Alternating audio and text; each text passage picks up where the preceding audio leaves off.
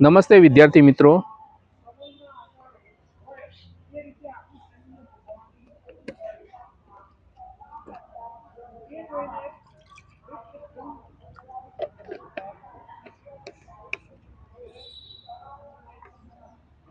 આ ગ્લાસની અંદર પાણી ભરેલું છે। એ પાણી આ રૂમાલ ઉપર રેડવામાં આવે છે।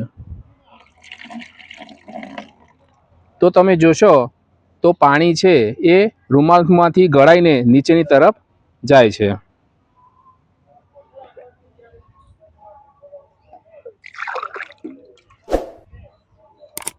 હવે ફરીથી ગ્લાસની અંદર પાણી લીધેલું છે।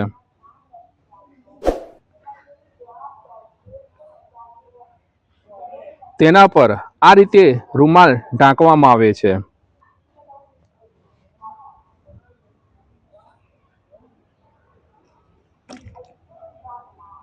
તો તમે જોશો તો ગ્લાસમાંથી પાણી છે એ પાણી નીચે તરફ પડતું નથી।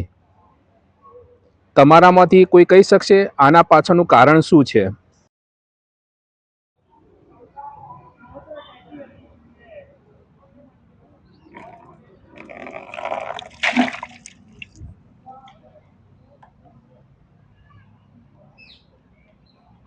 તો હવે આપણે આના પાછળનું કારણ જાણીએ।